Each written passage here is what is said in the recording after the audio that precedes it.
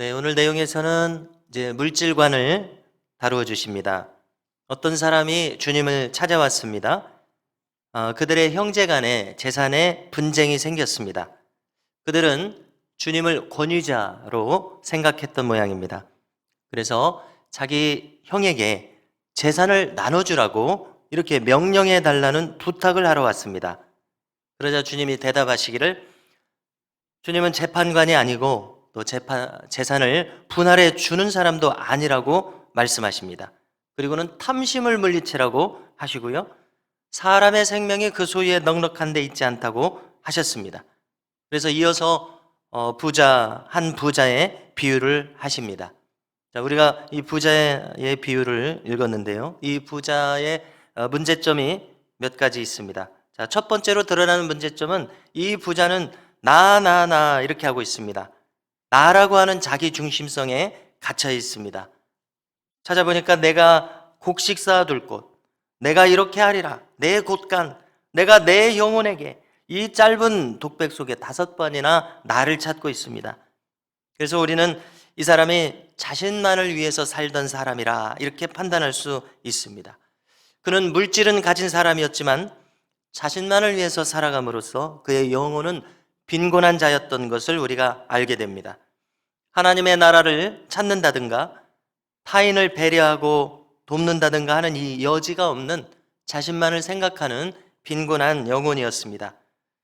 두 번째로 이 사람의 인생관은 유물론적인 인생관이라고 말할 수 있겠습니다. 자, 유물론이라고 하는 건 무슨 뜻입니까? 오직 물질만을 중시하는 그런 세계관 아닙니까? 여기 이 유물론에는 이 정신적인 것이라든가 영혼이라는 입장에서 고려하는 것이 없습니다.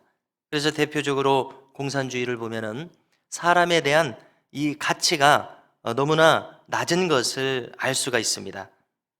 자, 그래서 이 사람은 여러 해 동안 쓸 물건을 쌓아놓았다, 이렇게 좋아하고 있었습니다.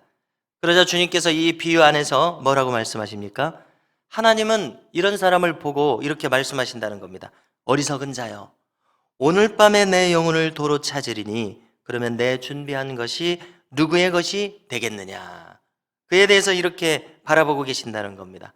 우리가 아시는 대로 하나님께서는 생명의 주관자이십니다. 하나님께서는 과연 언제라도 우리의 생명을 걷어가실 수 있으십니다.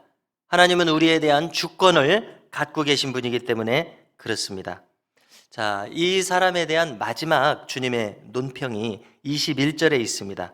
읽어드리면, 자기를 위하여 재물을 쌓아두고 하나님께 대하여 부여하지 못한 자가 이와 같으니라 말씀하셨습니다. 자, 여기서 곱씹어 볼수록 재미있는 표현을 주님이 말씀하셨습니다. 무엇입니까? 그는 하나님께 대하여 부여하지 못한 자라는 겁니다. 자신에게는 부여한데 하나님께 대하여 부여하지 못한 사람, 참으로 비극적으로 느껴집니다. 이것에 대한 결론을 우리가 오늘 본문 마지막 부분에 있는 33절에서 34절을 통해서 정리할 수가 있습니다. 자, 33절과 34절을 찾으셔서 함께 읽겠습니다. 함께 읽습니다. 너희 소유를 팔아 구제하여 낡아지지 아니하는 배낭을 만들라. 곧 하늘에 둔 바 다함이 없는 보물이니 거기는 도둑도 가까이 하는 일이 없고 좀도 먹는 일이 없느니라. 너희 보물 있는 곳에는 너희 마음도 있으리라. 아멘. 우리가 잘 아시는 내용이고 성경에서 반복적으로 강조되는 부분입니다. 특별히 오늘 읽은 이 성경 누가복음 12장에서는 낡아지지 않는 배낭을 만들어라, 이렇게 말씀하셨습니다. 자, 그 구체적인 내용은 무엇입니까? 구제하는 겁니다. 구제의 중요성을 이렇게 크게 생각하고 계십니다. 이웃을 향한 구체적인 사랑, 이것이 구제 아니겠습니까? 그런데 이웃을 위해서 돕는 이것이 하늘에 쌓는 다함이 없는 보물이라, 이렇게 말씀하셨습니다. 이 세상에서 우리가 물질을 사용하는데 그것이 하늘의 보물로서 쌓인다는 원리입니다. 남을 돕는 이것을 하나님께서 이렇게 귀하게 여기시는 것을 알 수 있습니다. 자, 오늘 이 말씀을 통해서 우리는 다시 한번 우리에게 주신 그 어떤 유형 무형의 우리에게 주신 자산들, 그것들은 청지기로서 맡겨진 것을 다시 한번 기억해야 되겠습니다. 그러므로 우리는 기회가 되는 대로 타인을 돕는 일에 힘써야 될 줄로 믿습니다. 그러면 우리 안에 하나님 나라로 말미암는 기쁨과 보람이 충만해질 줄로 믿습니다. 오늘 내용 후반부를 보니까 염려에 대해서 이제 다루십니다. 산상수훈의 내용이죠. 22절에 보니까 우리 인간이란 무엇을 먹을까 무엇을 입을까 염려하는 존재입니다. 인간의 삶은 매일 이 다가오는 삶, 미래의 삶에 대해서 참으로 염려할 수밖에 없습니다. 왜냐하면 이 미지의 발걸음을 내딛기 때문에 그렇습니다. 자, 그런데 오늘 말씀에서 우리 주님께서는 이 알지 못하는 미지의 삶, 우리는 한 치 앞도 알 수 없는데요, 우리 주님께서는 명쾌한 해결책을 우리에게 주시고 있습니다. 우리는 단순하게 그것을 믿어야 되겠습니다. 24절을 보시면은요, 까마귀를 생각해 보라고 하십니다. 그는 심지도 아니하고 거두지도 아니하며 골방도 없고 창고도 없습니다. 그런데 하나님이 기르시나니 이렇게 말씀하십니다. 그런데 너희는 새보다 얼마나 귀하냐 이렇게 말씀하십니다. 한마디로 하나님께서 길러주신다는 것입니다. 참으로 단순하고 명쾌하죠. 주님께서 우리에게 알려주신 방법이 이겁니다. 하나님께서 우리를 이 땅에 나게 하셨으니 하나님께서 책임지실 것이라는 겁니다. 자, 사람이 만일 가정을 꾸리고 자녀를 가지게 되면은 자연스럽게 어떤 생각이 들게 됩니까? 장차 수십 년 동안 이 아이를 과연 어떻게 키울 것인가? 확실하게 미래는 알 수 없고 막막하기 때문에 우리 인간에게는 누구나 자연스럽게 이런 걱정과 염려가 생깁니다.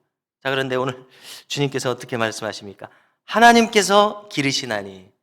자, 우리가 머리로서는 도저히 이해할 수 없는데 믿음으로 주님의 이 말씀을 순수하게 믿을 수 있는 은혜가 우리 가운데 있기를 바랍니다. 주님은 계속해서 말씀하십니다. 둘풀도 이렇게 입히시거든 하물며 너희일까 보냐 믿음이 작은 자들아 말씀하십니다. 자, 이건 주님의 책망입니다. 믿음이 작은 자들아. 주님께서 인자하고 자비로우신 주님께서 무슨 얼마나 우리에게 책망을 하시겠습니까? 근데 믿음이 작은 것에 대해서는 이렇게 책망을 하십니다. 그러므로 우리는 아무리 미래가 막막하고 두려움과 염려가 찾아올지라도 그것에 굴복하지 않아야 되겠습니다. 하나님께서 기르시리라.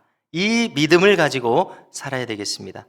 자, 30절에 보니까 아버지께서 이 모든 것들이 너희에게 있어야 할 줄을 아신다고 말씀하십니다. 자, 오늘 성경의 결론이 또 나옵니다. 그것은 우리가 정말로 신경 쓸 것이 하나 있다는 것입니다.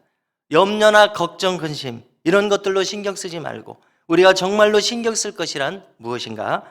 먼저 그의 나라와 그의 의를 구하는 것이라 이렇게 말씀하십니다.